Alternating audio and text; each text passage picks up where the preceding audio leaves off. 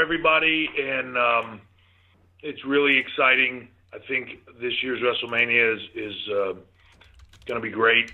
A lot of long-term stories playing out that I think will play out in a big way. As always, there'll be some great surprises and some shocks along the way, I think. But when you talk about WrestleMania week and what it's become, I think this year really showcases that. You take Access and everything that Access has over those days, the amount of people that see it and the fan engagement that takes place there, the Performance Center access that people will have, and then on top of that, the 5 events, and really 6 events, but 5 events, starting with Hall of Fame to NXT TakeOver to WrestleMania, Raw, SmackDown, all in Orlando, all sold out. An NXT TV taping that following Wednesday, over 130,000 tickets out in the marketplace for those events. I mean, it's just an amazing week. I don't know of any other sport or entertainment company that can do anything like that. So it's great. But before I get started to talk about all that, which I just sort of did, I would like to take a minute to step back and mention the passing of Jan Ross, and what a tragic, unfortunate thing. You know, Jim Ross, JR, has always been a part of the WWE family, and there's nothing in your life that can prepare you for anything like this.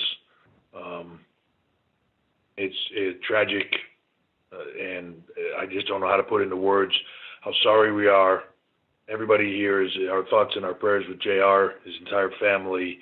You know, we all knew Jan very well, and our thoughts and prayers go out to them all. But it is another day that we move forward, and with that, WrestleMania week is coming up.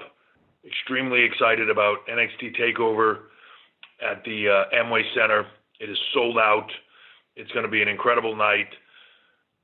The return between Bobby Roode and Shinsuke Nakamura, which I feel is sort of lining up for what NXT will be on the other side of WrestleMania. Will NXT be Bobby Roode's glorious WrestleMania and take that path, or will it go back to, you know, being the Shinsuke Nakamura strong style that we've seen over the last year or so? For the Women's Championship, Asuka, who just, wow, I mean, she continues to evolve and get better. I just can't say enough about how dominant she is as a performer, and we knew it when we were bringing her in that she was a game changer, and she is. And then Ember Moon, finally, you know, I think took her a while to get her feet on the ground and hit her stride, but now she is, and it's amazing. She's just an incredibly talented performer. I think this is has every possibility of stealing the entire week, maybe. NXT Tag Team Championship triple threat match, The Revival, Authors of Pain, DIY, Gargano and Ciampa. That should be unbelievable. The battles that DIY and Revival have had, you add the Authors of Pain in there, who, when you consider the very short time that those two have been in the ring, from the time they started with us straight through to now, it's not a very long period of time. It is amazing what they have accomplished, and that should be a phenomenal match. I can't say how much I think that's going to be good. And then Andrade Almas, who has really just, in the last few weeks, last month or so, just kind of skyrocketed, and his comfort level and his just being the heel persona that he is has just really hit his stride against the debuting Aleister Black, which that should be phenomenal as well.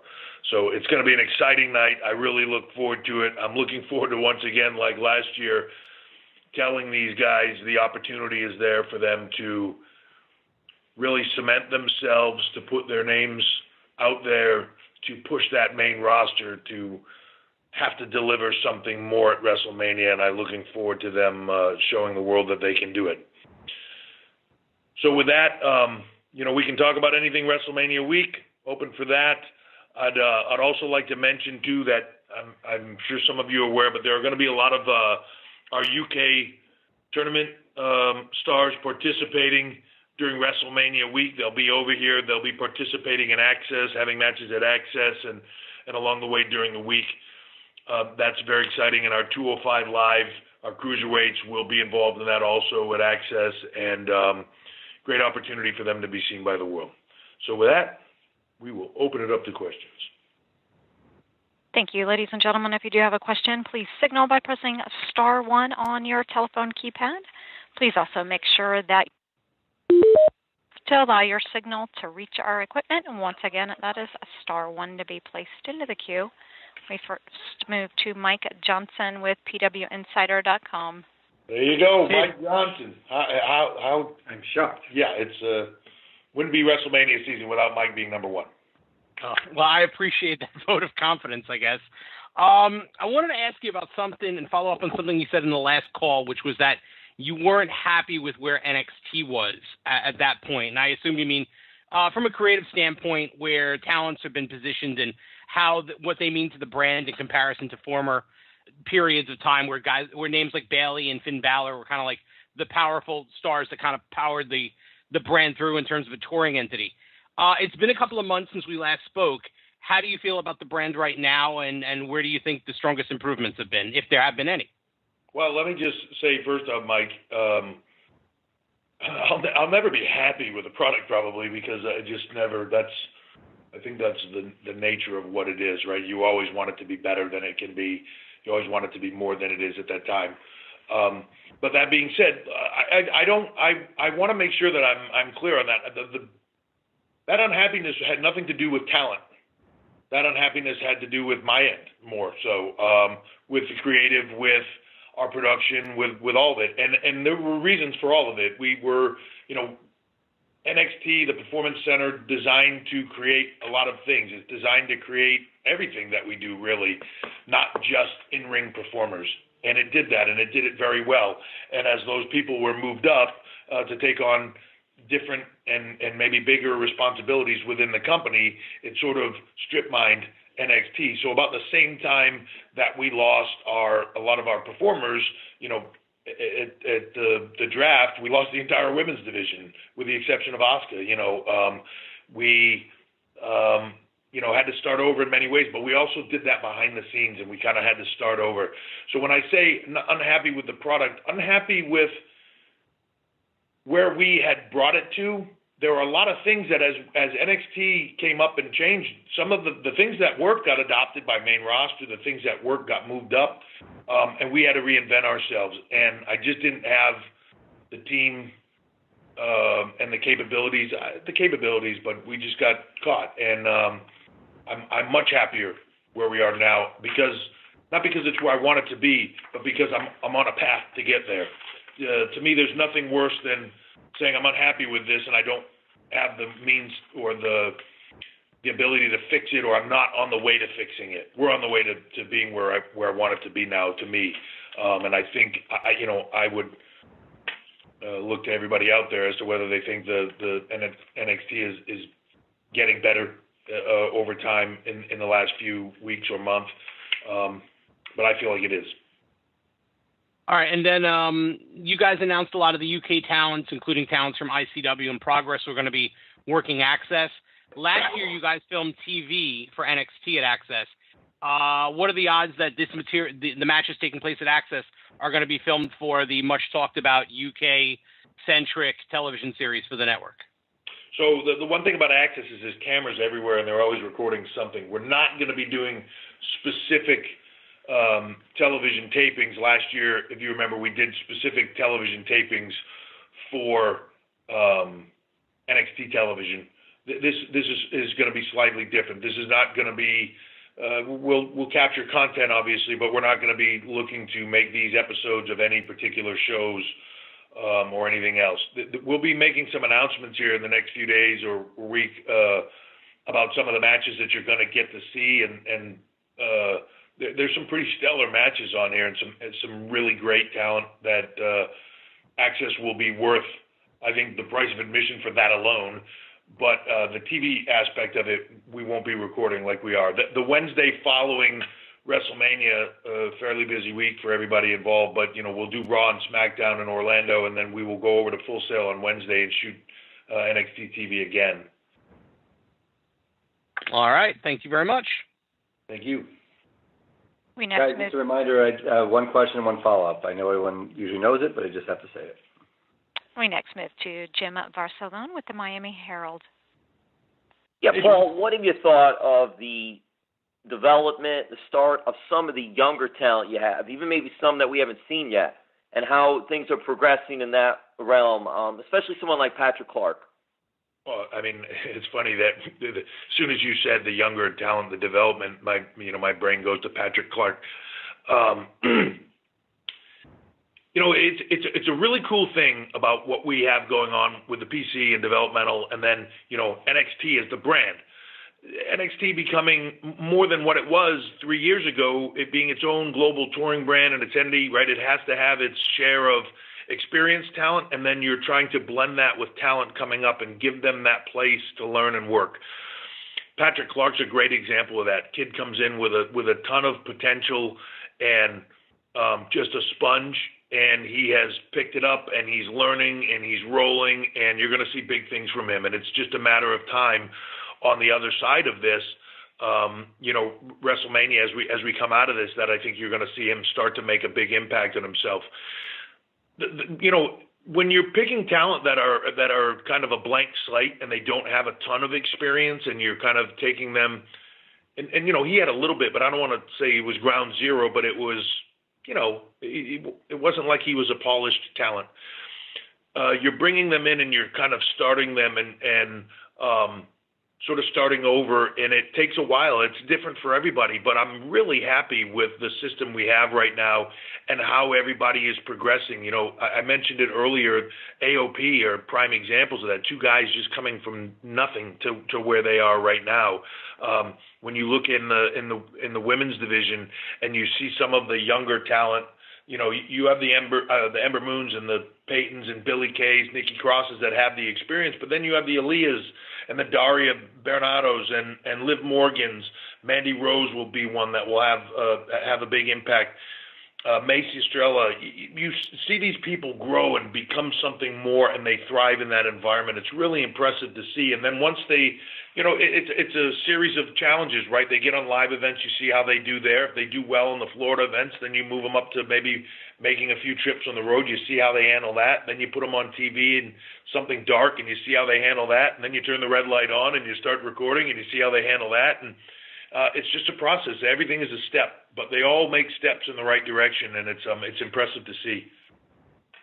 And then lastly, with the success of the WWE Performance Center and how NXT has just evolved and grown, do you ever foresee maybe even branching out the Performance Center like an American Top Team does, where you might have one in the UK, you might have one in LA or Toronto, in just key markets? Yeah, those are conversations that I've been having since the moment I started thinking about making the Performance Center, having with the team here, having with myself, of just what is the best way to execute that? I look at the Performance Center as to where it started, and now we have right in the ballpark of 100 talent in the Performance Center. We're maxed, size-wise. I've outgrown a little bit where we are, and I'd love it to be more robust.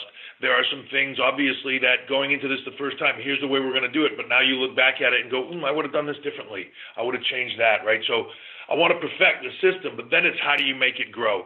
And how do you make it, as we're globally recruiting and going out there to these different markets? I've said it before, but we were just in China last year, and now we have 10, it's a tongue twister for me always, 10 Chinese talent in the Performance Center training on a daily basis. It's huge, but it comes with a lot of things that when we very first started this, we didn't take into account with, like, for example, how do you communicate with 10 Mandarin-speaking Chinese talent on a daily, regular basis for training? There's a lot of components that got added in. But as we begin to reach out more and more globally, and I think you can see that happening, whether that's us being in the Philippines or Malaysia and doing tryouts and camps, or We're going to be at the end of April. We're in Dubai for a big tryout. I mentioned China. What we're doing in the UK with now getting on the ground and creating localized content there, which is the intent in the UK, and something that we're working very hard at right now, of turning that, like I said in the beginning, the UK tournament into something more, a weekly show there. As we begin to do those steps, then there's probably a logical point where other satellite facilities maybe begin to make sense, but it's something we look at all the time. All right, thank you, Paul. Thank you. Next question comes from Vicente Beltran with Mundo Deportivo. Hey, Vicente. Hi, Paul. How you doing? I'm good. Yourself? Very well, and thank you so much for your time. Thank you for being with us today. I'm calling you from Spain, and I think the first question is obvious, considering the tremendous success of NXT all over the world and how WWE is growing in the Spanish market these last 2-3 years especially. Is there any chance we can have an NXT show in Spain in the near future? I would love it. Those are things that we look at logistically, how to accomplish a lot. And I think looking at cracking new markets and places that we can go. Look at if you're a fan in Spain, feel free to voice your opinion. Get on social media. Let us know you'd like to see us there. It comes down to a lot of logistics, how to make it work and how to make it function with the rest of the tour and have it be the right thing for the WWE as a whole from a financial consideration standpoint. But it's something that we look at all the time. I love Spain. I'd love to take them there. Many people think of this NXT takeover during the WrestleMania weekend as the NXT's WrestleMania. What are your thoughts on that? And what makes this NXT takeover so special? I agree that it's funny. People say that, oh, well, this is NXT takeover's WrestleMania. This is the second one at WrestleMania. The year prior to that, it was just a live event that we kind of did last minute in San Jose. The growth has been extremely quick and impressive. This year in Orlando is kind of taking it a whole nother step. I think there's a lot of anticipation for the card, and I think it's great. And when I look at the upper end of that card, even just the three or four matches that I mentioned, it has the potential to steal the weekend or the week. It really does. Nakamura and Bobby Roode, I can't say enough about how special they are as talent. Same with Asuka and Ember Moon. I mean, all of them. And, when you talk about it being the WrestleMania of NXT, it absolutely is. I know the talent see it that way. The whole world will be watching. More people now than ever before, by far, watch WrestleMania and all the surrounding activities around it. It's the 5th biggest sports franchise by Forbes announced it as the 5th biggest sports franchise. That's following the Super Bowl and soccer. I mean, it's amazing. The Olympics. So when you talk about the WWE Network and the amount of people that will watch on the WWE Network, it's just an unbelievably amazing opportunity for these talent to make a name for themselves to the world. Not just to NXT, not to WWE, to the world.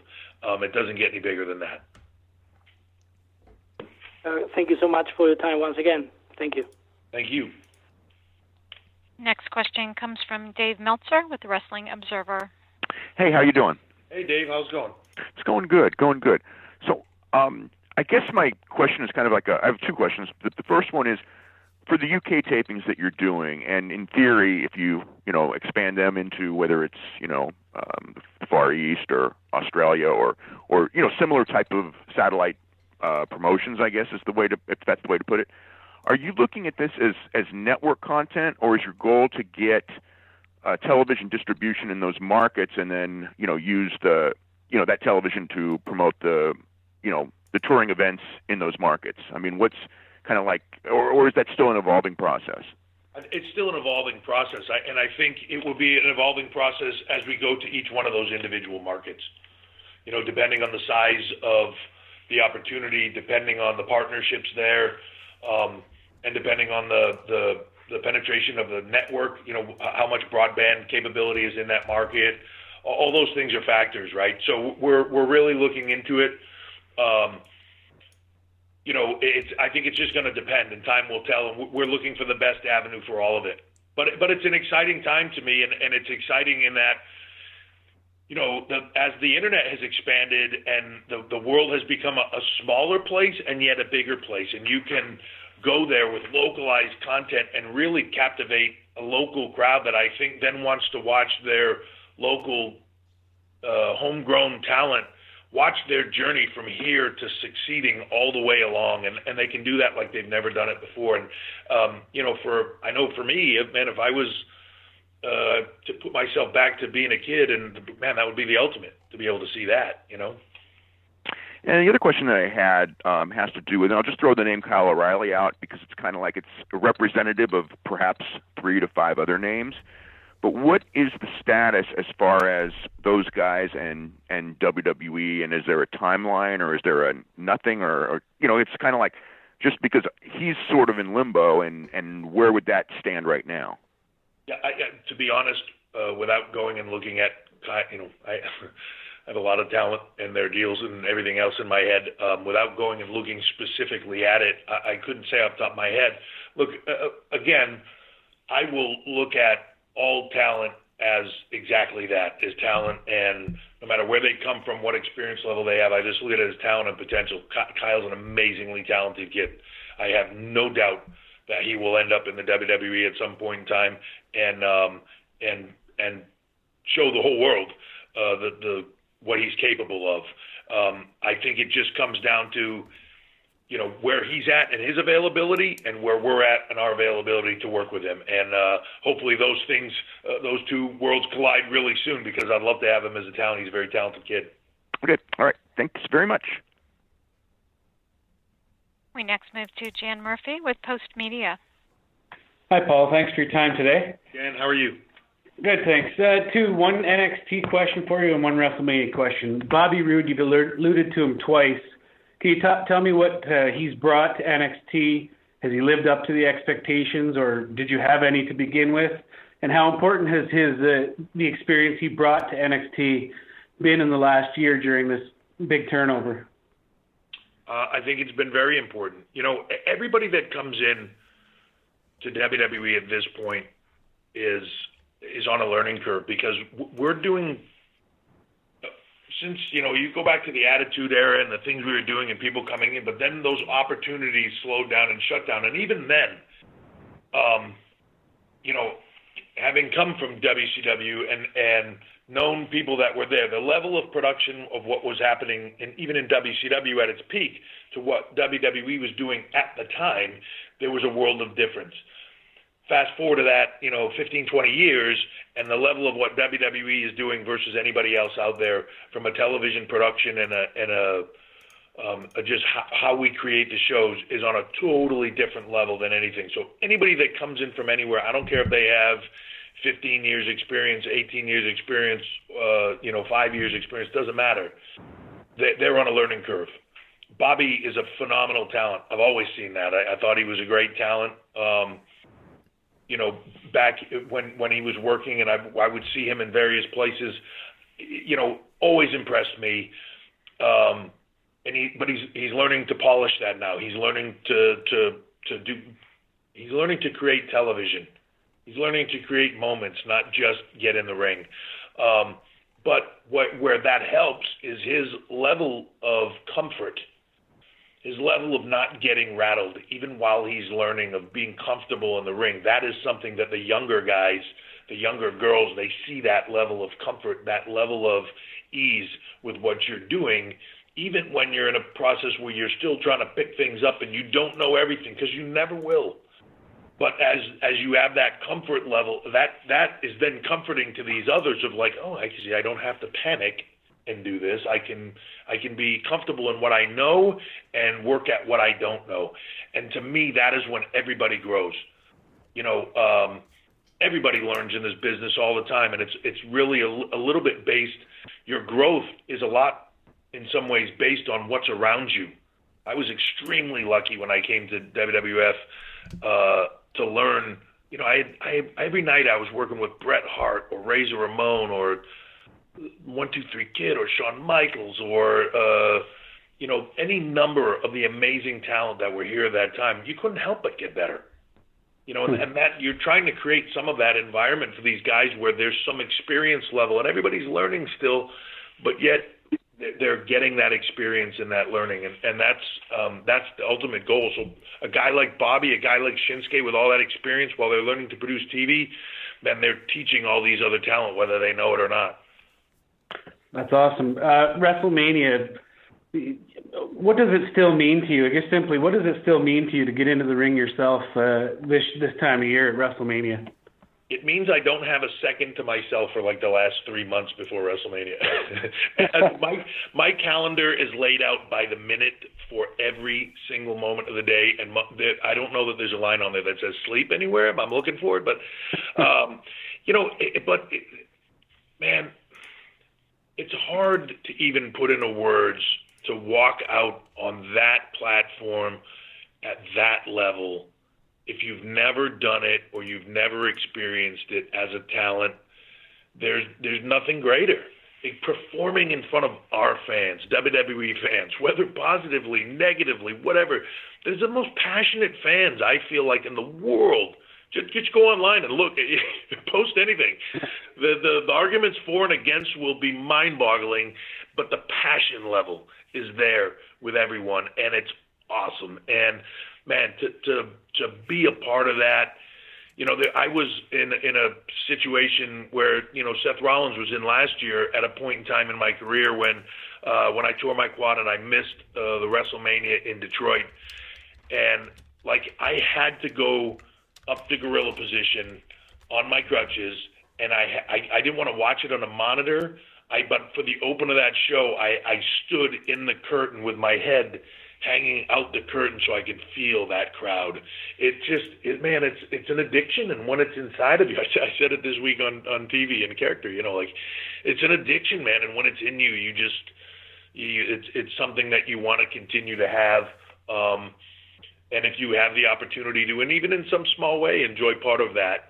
And to me, that's what's awesome. When you talk about WrestleMania week, you look back at Hall of Fame in the beginning of the week on the Friday, and you know, it's one of the coolest nights of the year because there's all these performers that get to have that moment back on that stage. I look at Kurt, or I look at the Rock and Roll Express, or even Beth Phoenix, Teddy Long.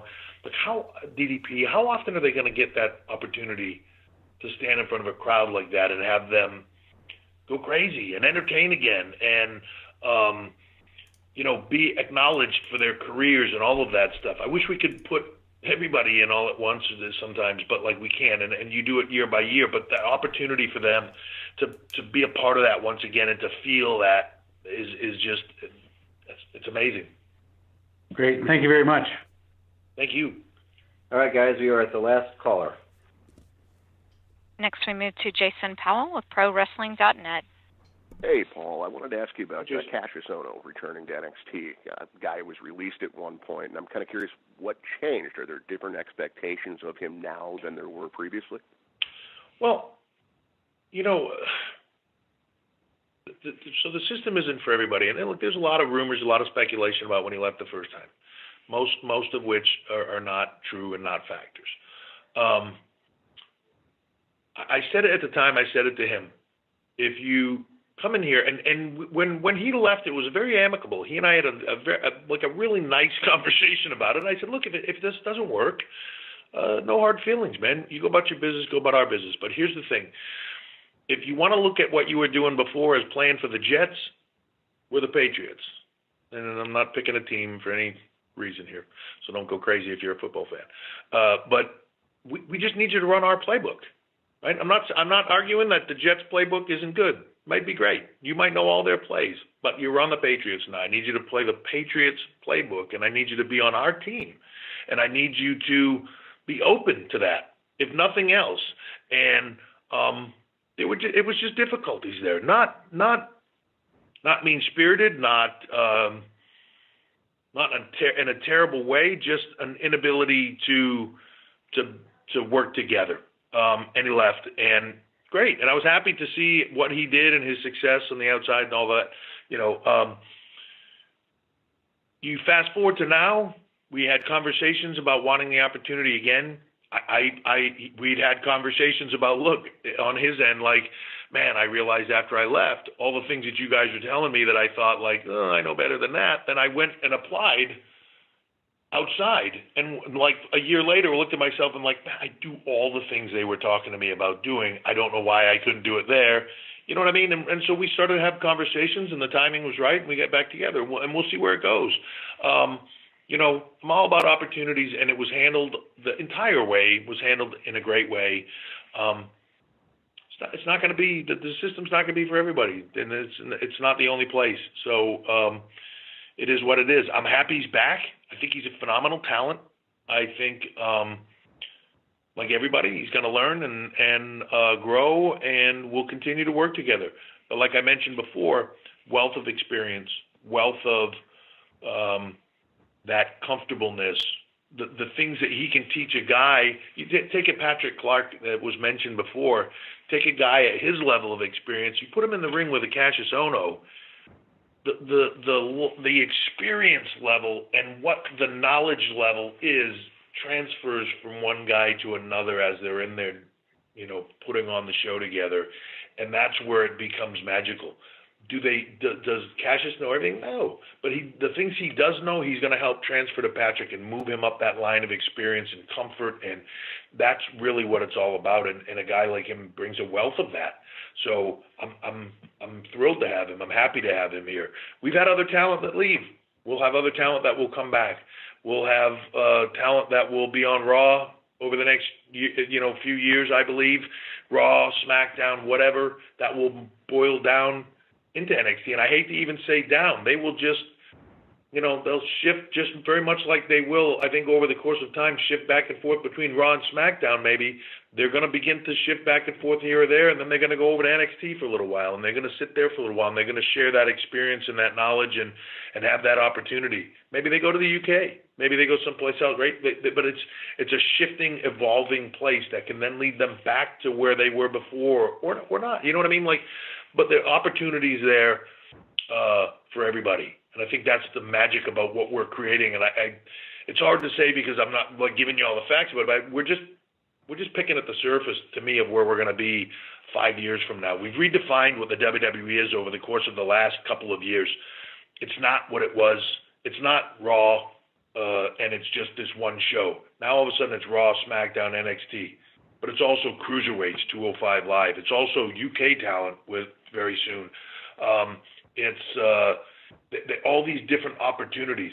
That has redefined what WWE is just in the last couple of years. And we're just picking at the surface of where it will be 5 years from now. So I'm very excited about all of it. And people like Kassius Ohno and the talent that are out there that have experience or don't are all a big key component to that, because after all, at the end of the day, talent is what we are, Very good. Also, any update as far as NXT television potentially airing live on the network more often, just the weekly television show? You mean as far as, I'm sorry, it airing live as opposed to taped? Yeah. Yeah, I think, look, those conversations happen as well. It comes down to a matter of cost and a matter of bandwidth, production-wise, and everything else. It's like right now, if I had to do Raw live, SmackDown live, and then run down to Florida to do NXT live, not leaving me a whole lot of time to do the rest of my job. So it starts to become just a bandwidth issue. But it's a conversation that happens, certainly. We talk about it, and we're never going to say this is what it is and just get used to it, because that's what it is. It's going to be the same that way. It's going to be that way forever. No, we are constantly looking at it. Vince has a saying here, look at every day like it's the first day on the job, and he's kind of ingrained that in everybody, and I think it's a very wise thing. He's ingrained a lot of wise things into us, and that's one of them is look at it like first day on the job. You want to come in every day and say, we do it this way, but is this the best way to do it, or is just this how we've always done it? and I try to embrace that, whether it's, that component of should this be live, should it be taped, should it be this, should it be that, right? You just look at it all the time and see where it fits best. Well, great. Thanks for the time. Thank you. All right, guys, that wraps up our TakeOver conference call. Thanks, as always, for everyone for joining us. Thank you very much, everybody. Exciting week with WrestleMania coming up. Hopefully, I'll be running around, as everybody will be out there, but if I run into any of you, please stop and say hello. The Performance Center is there. We're going to be running events there a lot. I open it up since a lot of you will be in town, as I've done before. I open it up if anybody wants to come and check it out and see what we're doing. And if it doesn't work for you at WrestleMania, it's open at any other time for you. So please let us know. Thank you very much, and we'll see you at WrestleMania. Thanks, everybody. Have a great day.